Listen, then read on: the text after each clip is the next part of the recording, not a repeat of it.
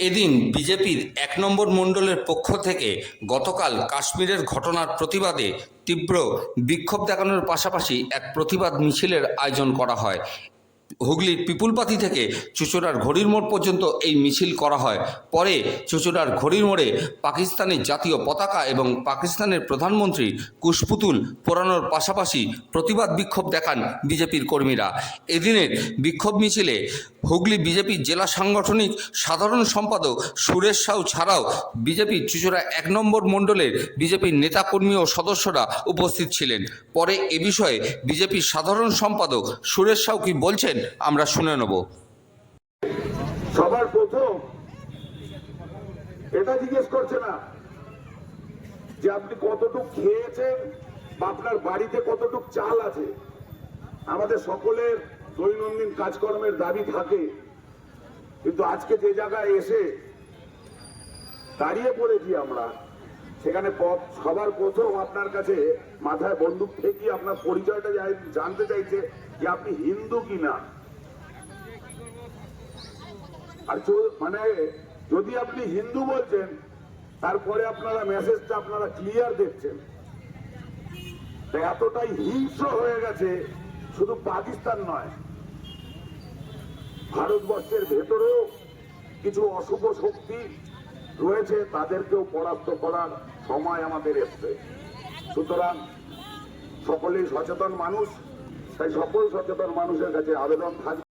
হুগলি চুঁচুড়া পৌরসভার ৩ নম্বর ওয়ার্ডের লিচুবাগান এলাকা থেকে ডনবস্কো স্কুল যাওয়ার পথে বিএলআর অফিসের প্রায় কাছেই পিন্টু মজুমদার নামে এক ব্যক্তি, এদিন তিনি সেখানে উপস্থিত না থাকলেও তার ভাই দাঁড়িয়ে থেকে রাবিশ ফেলে পুকুর ভরাটের কাজ চালাচ্ছিলেন।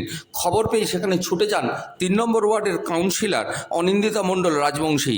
তিনি সেখানে গিয়ে খোঁজ খবর করে জানতে পারেন যে পিন্টুবাবুর পুকুরের একটা পার ভেঙে যাচ্ছিল বলেই তিনি পুকুরের পার বাঁধানোর জন্য রাবিশ ফেলছিলেন, কিন্তু এ বিষয়ে তিনি বিএলআরও, পৌরসভা বা কাউন্সিলর কাউকেই কিছু জানাননি। অতএব পুকুর পুরো ভরাটের জন্য না পার বাঁধানোর জন্য কী কারণে রাবিশ ফেলা হচ্ছিল সে নিয়ে সকলেই সন্দিহান। অনিন্দিতা মণ্ডলের দাবি, তিনি খবর পেয়েই কাজ বন্ধ করেছেন এবং তার কথায় এলাকার বিধায়ক অসিত মজুমদার বলেন যেখানেই অন্যায় দেখবে সেখানে গিয়েই প্রতিবাদ করবে, সেই হিসেবেই তিনি ছুটে এসছেন। কি বলছেন অনিন্দিতা আমরা শুনব। আমি যখন তাদের জিজ্ঞেস করি আমাকে যে ফেলছে পিন্টু, সে আমাকে জানায়নি। আমি আপনাদের সামনেই তাকে ফোন করলাম, সে কোনো পারমিশনও নেয়নি এবং আমি তাদেরকে বললাম যে তারা যেন এক্ষুনি এই মালটা তুলে নেয়। কারণ আমাদের সম্মানীয় বিধায়ক মাননীয় অসিত মজুমদার মহাশয়, আপনারা দেখছেন চারিদিকে যেখানে পুকুর বোঝানো হচ্ছে বা ভরাট করা হচ্ছে, আমাদের দাদার নির্দেশই আছে যে যেখানে এরকম বেআইনি কাজ হবে আমাদের জনপ্রতিনিধিদের সেখানে পৌঁছাতে হবে। তো যারা করছে তারা আমাকে একবার জানাতো। তারা বলছে যে দিদি এইমাত্র আপনাদের সামনেই ফোন করলাম যে তারা এখানে মালটা স্ট্যাক করছে, কিন্তু সেটাও তো আমাকে জানাতো, সেটারও কোনো ইনফরমেশন আমাকে দেয়নি। তাই আমি সঙ্গে সঙ্গে এখানে এলাম আপনাদের মাধ্যমে জানতে পেরে। তো আমি ওদেরকে বলেছি যে মালটা এখান থেকে যেন তারা অবশ্যই এক্ষুনি তুলে নেয়। ওরা বলছে যে স্ট্যাক করছে, কিন্তু পুকুরের অপর পাশে দেখা যাচ্ছে অলরেডি পুকুরে মাল পড়ে গেছে। হ্যাঁ, সে তো আমি দেখতেই পেলাম যে ওই দিকটাতেও তারা মাল ফেলেছে। আমি তো ওদের বললাম যে দুদিকেরই মাল আপনারা তুলে নেবেন। হুগলি চুঁচুড়া পৌরসভার অন্তর্গত বিভিন্ন ওয়ার্ডের নিকাশি নালা পরিষ্কারের উদ্দেশ্যে এবং এলাকায় যাতে জল না দাঁড়ায় তার জন্য বিশেষ এক সাকশন মেশিনের এদিন ব্যবহার করা হলো হুগলি চুঁচুড়া পৌরসভার পক্ষ থেকে। এ বিষয়ে হুগলি চুঁচুড়া পৌরসভার স্বাস্থ্য দপ্তরের সিআইসি সদস্য জয়দেব অধিকারী বলেন, আগে বাঁশবেড়িয়া পৌরসভা এবং হুগলি চুঁচুড়া পৌরসভার জন্য একটি মেশিনই বরাদ্দ ছিল, কিন্তু তারা হুগলি চুঁচুড়া পৌরসভার পক্ষ থেকে সরকারি অনুদানে এই মেশিন কিনেছেন এবং এদিন তার পরীক্ষামূলক প্রয়োগ করা হয়, যাতে নর্দমা থেকে পাঁক তুলে আলাদাভাবে সেটিকে সরিয়ে জলকে পরিষ্কারভাবে প্রবাহিত করা যায়, যাতে এলাকায় কোথাও না জল দাঁড়ায়। কি বলছেন এ বিষয়ে জয়দেব অধিকারী আমরা শুনে নেব। এই কারণে যে আগে আমাদের বাঁশবেড়িয়া পৌরসভার সঙ্গে জয়েন্ট একটা কেএমডি থেকে দিয়েছিল, কিন্তু সেহেতু মানে বাঁশবেড়িরও চাপ থাকে বাঁশবেড়িয়া পৌরসভার, আর আমাদেরও ঠিক সময় আমরা অনেক সময় ঠিক সাফিসিয়েন্ট এটা পাই না অ্যাভেলেবেল। সেই জন্য আমরা সুডা থেকে আমাদের যে 15 ফাইন্যান্সের টাইট ফান্ড থেকে আমরা এই জেডিন কনস্ট্রাকশন ফান্ডটা সম্পূর্ণ কিনলাম এবং এটা উন্নত মানের আরও বেশি ওইটার থেকে। এবং আমরা যেখানে যেখানে শক্ত পাক আছে, যেখানে ম্যানুয়াল করা যাবে না, সেই ড্রেনের ভেতরে সেইগুলোকে এই পাকটা ফাটিয়ে এবং পাকটাকে তোলার জন্য এই সেকশনটা আমরা কিনলাম। এবং আজকে তার ডেমো হচ্ছে এখানে, এবং আরও ডেমো সময় লাগবে। এখানে মেশিনটা অনেক উন্নত মানের আছে, আমাদের স্টাফদের শেখাতে সময় লাগবে, তা আমরা আস্তে আস্তে এটা শুরু করছি।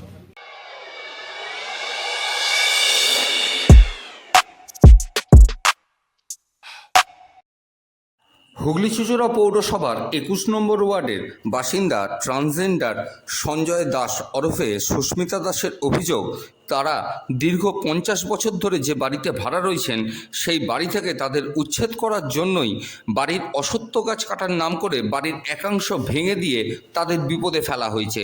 তার আরও অভিযোগ, বাড়ির বর্তমান মালিক থাকেন কলকাতায়, কে বা অরিজিনাল মালিক তাও তারা জানেন না, কিন্তু কাউন্সিলরের স্বামী দাঁড়িয়ে থেকে গাছ কাটিয়ে বাড়ির একাংশ ভাঙিয়ে দিয়েছেন বলেই তার অভিযোগ।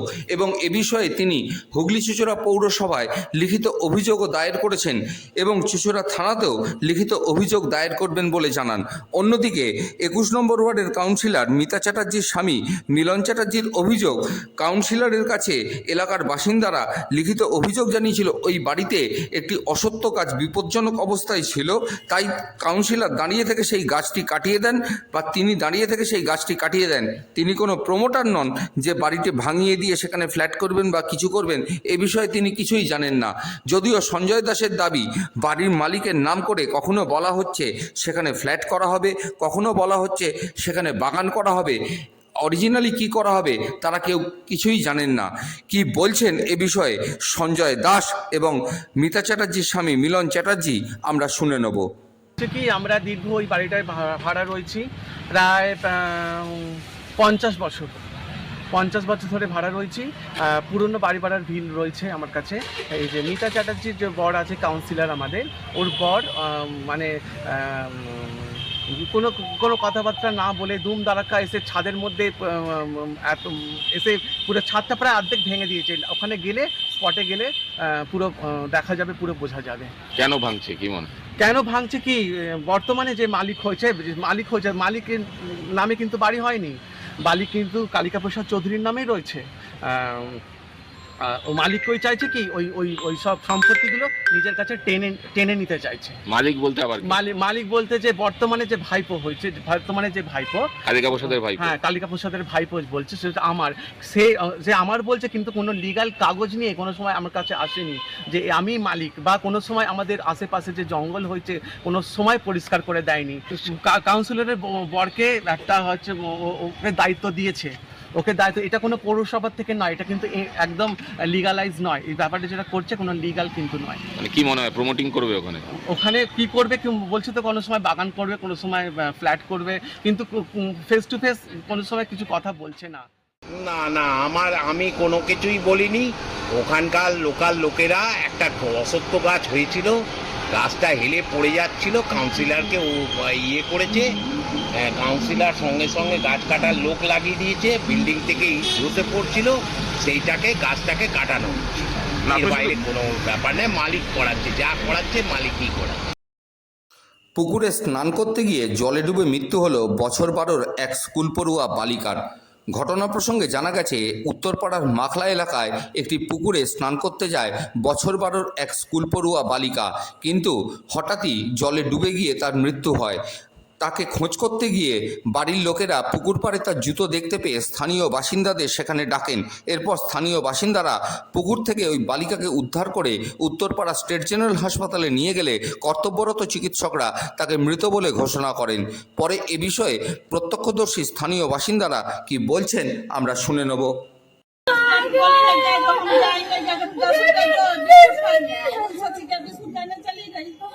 যখন আমি গেছি তখন দেখছি কোথায় পড়েছে না পড়েছে জানি না, কিন্তু তলায় তলিয়ে গেছে। এবার তলায় কত করে খুঁজবো, রং তো আমাদের বেরিয়ে যাচ্ছে, কিন্তু আমরা তো ডুবুরি নয়, যতখানি পেরেছি ততখানি ধরেছি। ও পুকুরে চান করতে জাস্ট একটা গেছে, ওই এটা খুলে গেছে, ট্রাম থেকে যে ওটা বাঁধা ছিল কোনো গামছা খুলে গেছে। আমাদের চেয়ারম্যান ফোন করলেন, চেয়ারম্যানের কাছে আমাদেরকে ফোন করেছিলেন ওই চেয়ারম্যান আমাকে জানান যে ওয়ার্ডে এরকম হয়েছে, আমি যাই, সেখানে গিয়ে দেখো তো লোকাল কিছু মানুষজন ডেড বডি উদ্ধার করে আমরা হসপিটালে নিয়ে আসে, এখানে ডাক্তারবাবুরা মৃত ঘোষণা করেন। আমরা সর্বদা পরিবারের পাশে আছি। এরকম দুঃখজনক ঘটনা, যেটা তো কখনো কোনো পরিবার না, সমাজের কাছেও কাঙ্ক্ষিত নয়। মাত্র 12 বছর বয়স। আমাদের যা যা মানে প্রসিডিওর করার করে দেওয়া হয়েছে, তার বাদ বাকি এখন পোস্টমর্টম হবে। আদালত জামিন মঞ্জুর করলেও জামিনদার না থাকায় 2 বছর জেলবন্দি অবস্থাতেই কাটাতে হলো ভিন রাজ্যের বাসিন্দা বদ্রি সাহানিকে।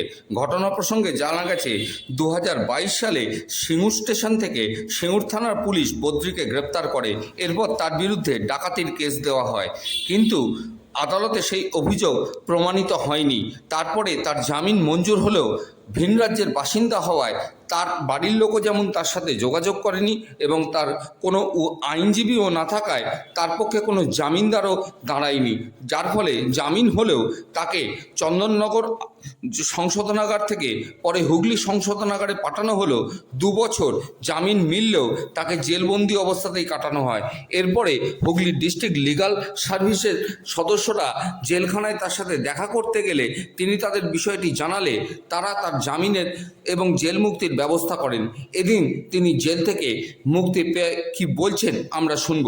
অন্যদিকে ডিস্ট্রিক্ট লিগাল সার্ভিসের সম্পাদক মানালি সামন্ত কি বলছেন তাও আমরা শুনে নেব। बाबूजी हमको माथा खराब था तो चंदन नगर में 9-10 महीना बेरू नहीं किया जेल, समझ गया। उसके बाद हम एड्रेस 2 जगह पे दिया। हमारा था भटिंडा पंजाब रहने से अब हम अपना जो जन्म धरती है, जन्म धरती पर हमारा कोई नहीं, हमारा सब फैमिली हुआ पंजाब भटिंडा। जन्म धरती किधर है? जन्म धरती मुजफ्फरपुर जिला, कटरा थाना, बक्ची पताही गाँव।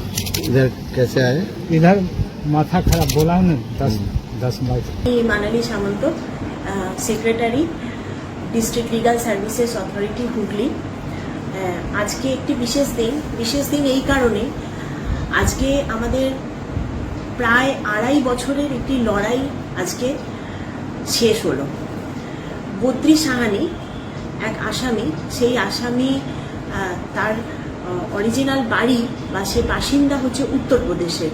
সে কোনো কারণে আমাদের পশ্চিমবঙ্গ হুগলি জেলাতে কোনো একটি কেস কানেকশানে সে ধরা পড়ে, চন্দননগর পিএস কেস কানেকশানে সে ধরা পড়ে।